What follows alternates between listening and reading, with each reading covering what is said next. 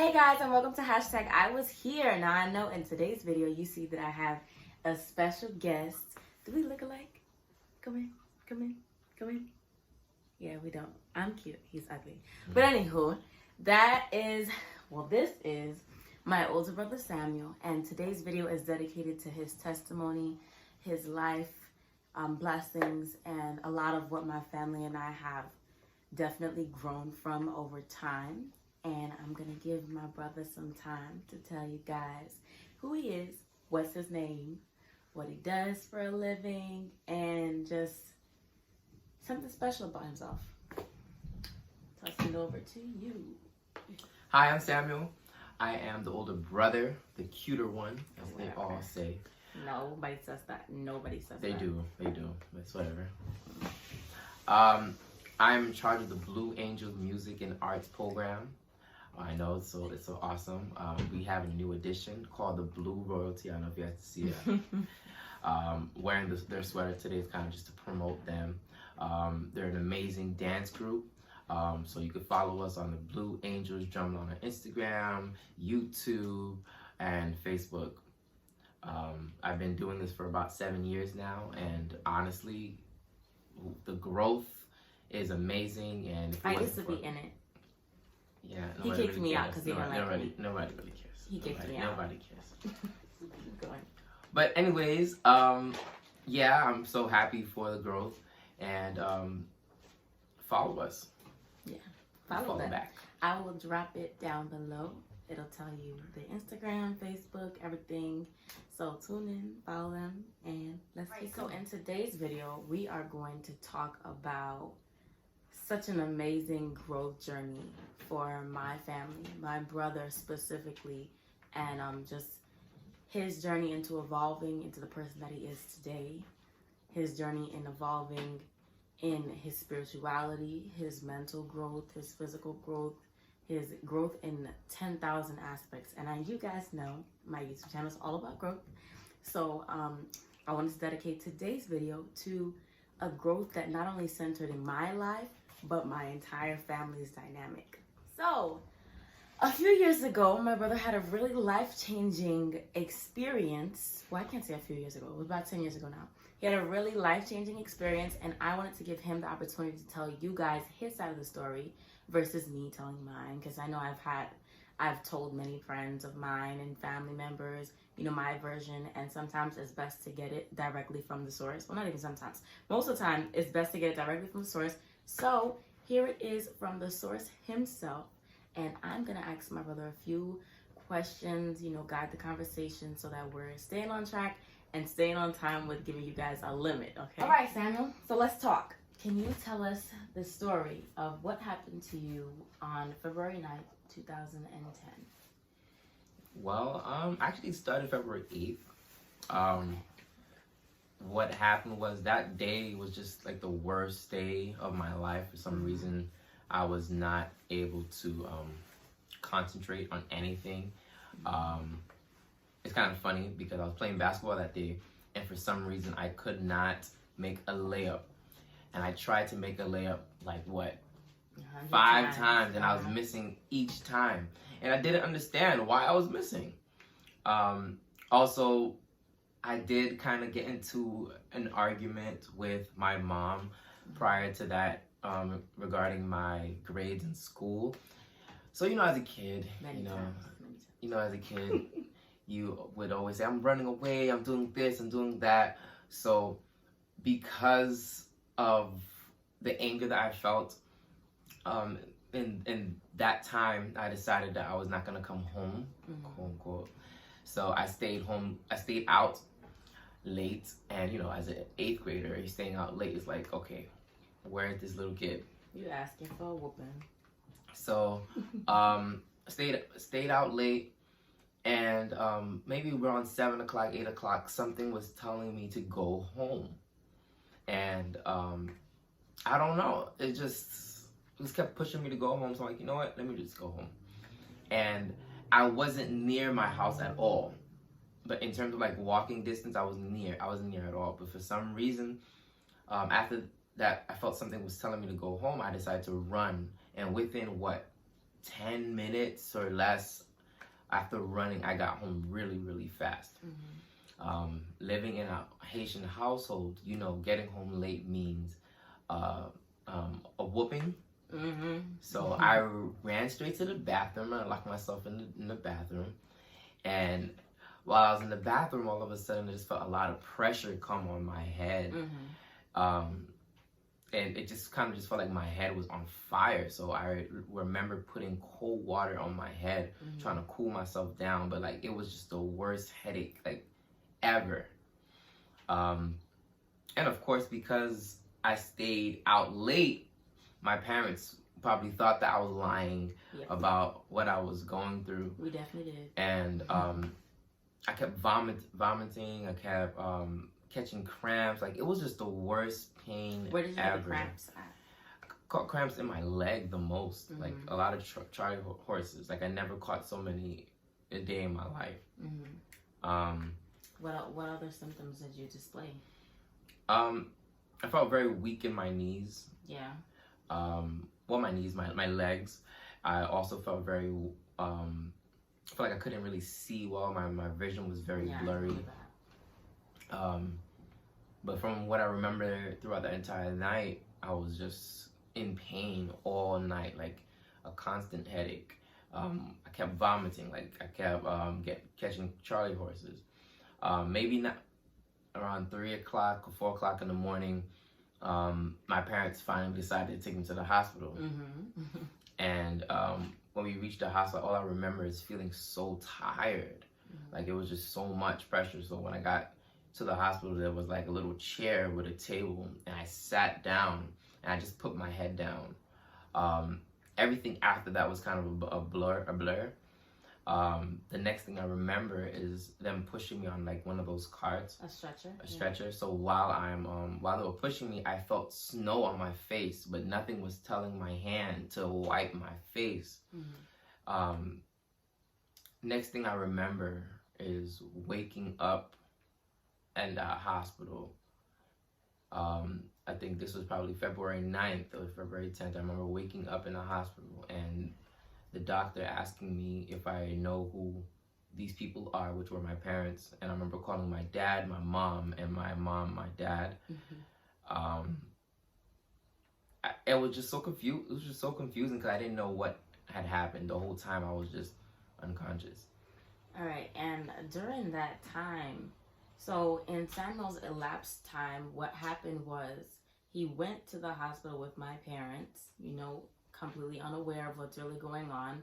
He falls asleep, and during that time frame, my parents and the doctors were trying to figure out what was wrong with him. They were telling the doctors my brother's symptoms at the time. Nobody knew what was wrong with him. Initially, the doctors had thought that he had cancer, right? Then they say it was probably like a form of cancer. I think that's what Mommy told me. But initially, they thought it was a form of cancer. And then afterwards, when they took x-rays and CAT scans and head CTs, they realized that he had something called an arteriovenous malformation. Would you like to explain better of what really happened in your head?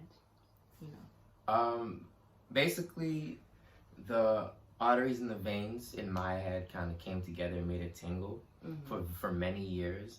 I don't know if this is true or not, but maybe because of all the anxiety of stress, because I thought I was gonna get in trouble with my parents. Maybe that kind of just pushed me over the edge. Yeah. And it busted, and then a whole bunch of blood was pouring into my head in places that they were not supposed to be in. So that is basically what happened during that time frame. The blood had, flooded into different parts of his brain, and he was basically completely unaware, unconscious, like not here with us. And my mom and dad were, in the hospital with the doctors, communicating, trying to figure out what was wrong. And they had come to my parents after doing a head CT and told them that my brother had an arteriovenous malformation rupture, and that he had hours to live. At the time, they said 2 hours to live, right? Just prior to this rupture causing like catastrophic things to happen in his body. So during that time frame, they told my parents that he had 2 hours to live, and when Samuel explains that he felt snow on his body is when he was finally leaving one hospital to go to another. So the first hospital that he went to at the time, the name of that hospital was Beth Israel Hospital, and they did not have, I think it was, excuse me, like a neurosurgeon at the time. Yeah, neurosurgeon at the time. So they had referred my brother to the best neurosurgeons that they knew, and it was in a hospital in Manhattan, which is now renamed, but was named St. Luke Roosevelt, right? Mm-hmm. Yeah. So they had transferred my brother from Beth Israel to St. Luke Roosevelt. Mind you guys, this is one of the snowiest days ever. Like we so had, bad to like the next day there was no school. They had canceled school a day in advance. That's how bad the snow was. So now I'm going to kind of gear the conversation towards how this has helped my brother in various ways. Granted that definitely it was a very hard experience for all of us because, you know, nobody would have expected. He came home late one day and then like 4 or 5 hours later he was about to die. Like, what? You know, I'm gonna tell part of the story through my end, my vision. I remember this day as clear as ever. I remember Samuel coming home late and me being the scheming little sister that I was because he was mean to me. He was very, very mean to me. But anywho, I was scheming, I was plotting, and I was trying to tell my dad, oh, Dad, he was at his friend's such and such house. I was calling the friend on the phone in the bathroom, and Samuel got here. So I was like, don't tell Poppy. I'm like, okay, Poppy. So I was snitching. And I remember Samuel coming in the house like, I can't see. I'm like, stop playing. Why are you lying? Like, I'm here, like, telling Samuel, ain't nothing wrong with you. You faking it. You this, you that. And, you know, as a younger one, I think I was like 10 at the time. I think I went to sleep that same day. Like, Samuel had come home late, so, like, he's, you know, going back and forth, and I went to bed, it's, like, 9, 10 o'clock, go to sleep, and I remember waking up and, you know, hearing him crying, and my mom cleaning up, you know, his vomit from the floor, and my grandfather giving him, like, a leg massage, you know, and half of these things Samuel doesn't remember, mainly because, you know, Samuel wasn't here with us during that time. Like, his mental state, his mind, his everything was, like, you know, at the time, fading. So, you know, I may remember it a little bit more clearer than my brother because I was able to see it, you know, whereas he was living it and wasn't able to see it. But, yeah, I remember my grandfather giving him a massage, and then, like, you know, I just saw him, you know, just seeing him. I'm like, you good? All right, later. Like, you know, I woke up in the middle of the night, went to sleep, and then I woke up the following morning, and nobody's in the house. I'm like, so this is a family of 6, and Stephanie is here alone. I was mad confused. Like, where is everybody? What's going on? And I think I had asked my father. My father came home that morning, and he was, like, in shambles, in tears. I'm like, Dad, like, you know, what's wrong? Like, where's Samuel? Where's Mommy? Where's Grandma? Where's Grandpa? Where's everybody? You know, what is going on here? And my father is, like, in tears, rummaging through our, you know, socials and birth certificates and all that. I'm like, yo, is something wrong with Samuel? What's going on? And my father says, pray for your brother.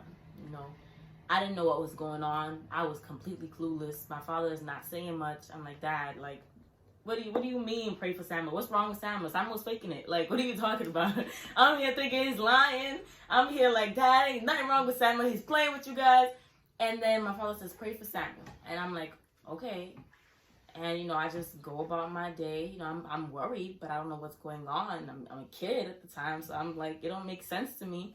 So I'm just, you know, going on about my day. 2 days go by, Samuel never comes home. 3 days go by, Samuel doesn't come home. 4 days go by, Samuel doesn't come home, and my parents are barely home. And nobody's telling me anything. So the whole time I'm there like, yo, what's going on? Where's my brother?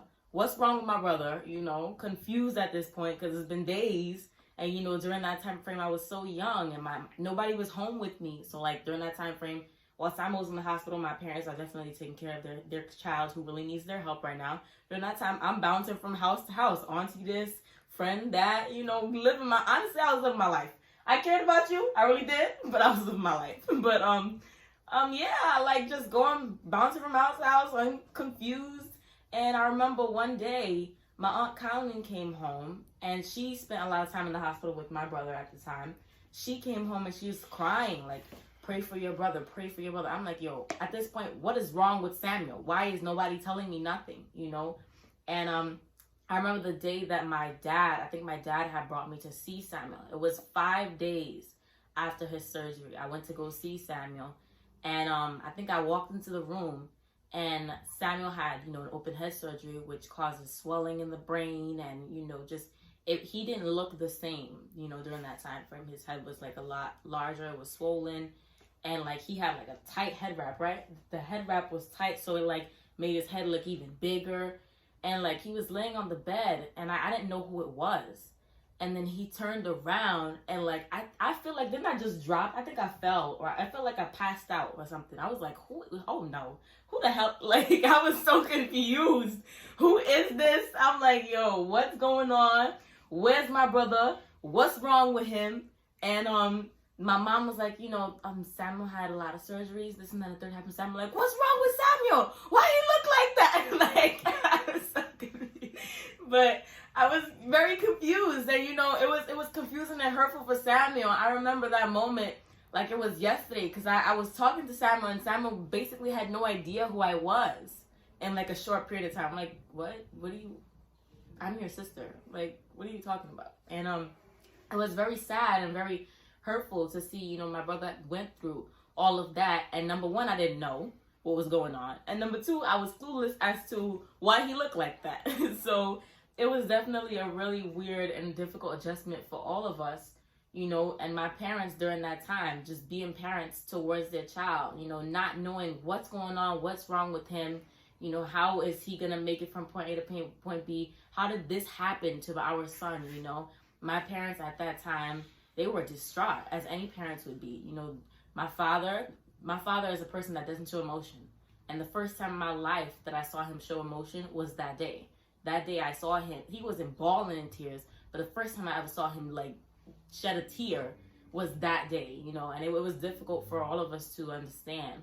My parents had a hard time, you know, together during that time. It's like, oh, wait, so our son is going through this. One may be stronger than the other. Like, if you get the story from my parents' point of view, they will tell you that they were plotting on each other. Like, oh, you know what? I'm going to go to the bathroom and hide and let her go talk to the doctor. Or I'm going to go, you know, to go pray and, you know, let him go talk to the doctor. So during that time, they weren't in sync, you know, and that is because emotions are high. They don't know what's going on. It's a weird experience for both of them. So, you know, that was a very difficult time for them, and a difficult time for Samuel. Most definitely, the person that was going through it. You know, the whole family in and of itself, our whole family dynamic changed because of this situation. And I just had a few more questions for you, because I'm sorry I spent a lot of time talking, but I had to explain it because, you know, he was there, but he wasn't really there. So, but anyways, let's start off with you. Let me continue with you, and just ask you, you know, how did it feel when you were in the hospital for such a long period of time, when you were isolated from other people? You know, how did it feel for you? Honestly, that was the worst experience. The worst experience. Being in a hospital bed. I can't move. Everyone is doing things for me, things I normally do for myself. Not being able to see friends, not being able to be on Facebook or AIM or, you know, MySpace. I think that was a thing back then. Yeah. It was just really bad. And let alone, I felt like I was under surveillance. You were. Like every 2 seconds. Oh my God. Like it was so annoying. I guess the good thing about it was that I was served as if I was a king. So like when it came to food, I could eat any food I wanted to eat. Oh yeah. I could watch whatever I wanted to watch. But from what I remember the most about that time is it was just very depressing, and I took a lot of time to really just thank God for sparing my life, because I don't feel like I don't even deserve my life. Why did God have to allow me to live through this? Yeah. And during that time, do you remember being able to, you know, do regular things such as like walking? Well, they tried to get me to start walking, but the pain that I would get each time I would take a step was just like, it's like I was a baby learning how to walk again. Yeah. I actually remember this one time there was a lady from my church that came, and she was basically telling me the story about Peter walking on water to Jesus. And essentially, Peter had to have faith that he would not fall into the water while he was trying to reach Jesus. Yeah.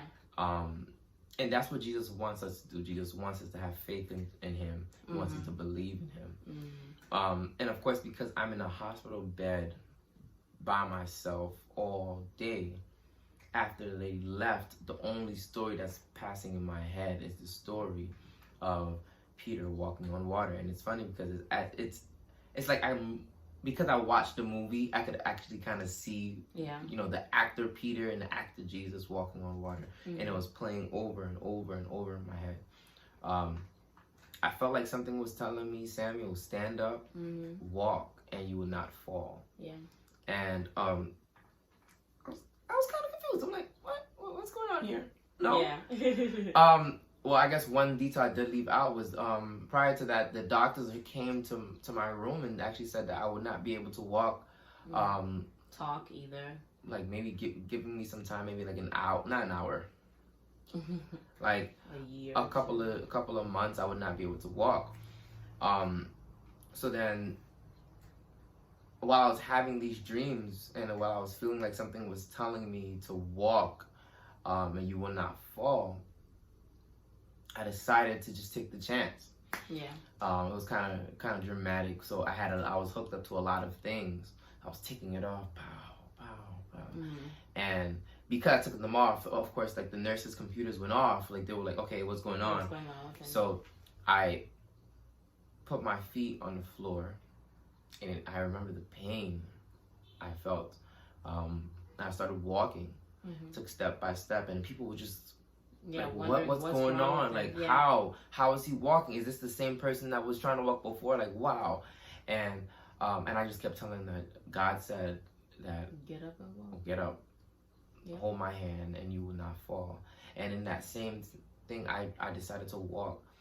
They had like a little obstacle course for me to walk around and stuff like that, and I did it by myself. And I was telling them, no, I'm holding on to God. I have faith. I'm gonna hold on to God. And I went around and I did it, and like everyone was just so amazed.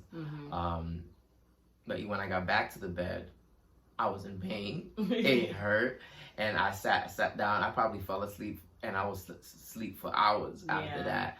But that experience was something in itself. I realized that God was trying to tell me that, Samuel, as long as you hold on to me, you'll be able to walk and you will not fall.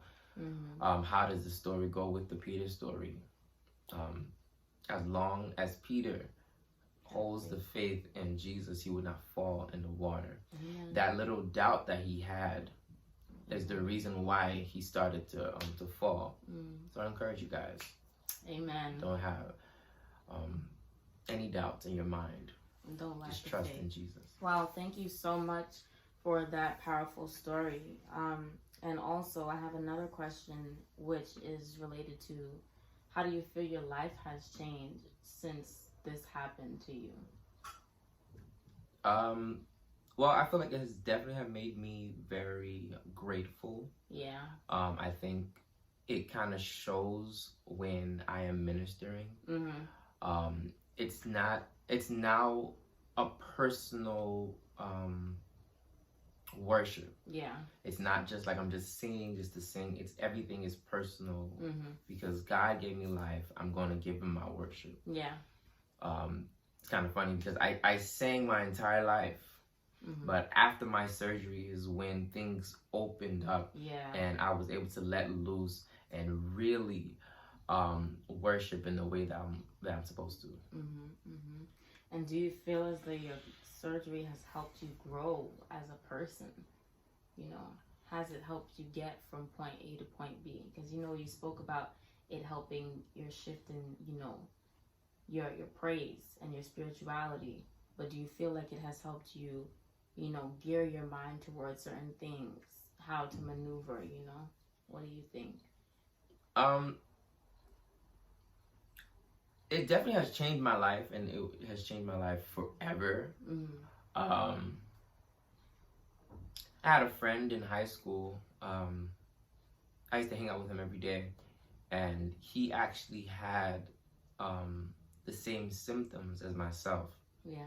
And because I went through this experience, I was able to quickly tell his mother, hey, he needs to go to the hospital. He might have what I had. Yeah. And being that I was able to say that in the time that I did, and they did go to the hospital, coming to find out he had cancer.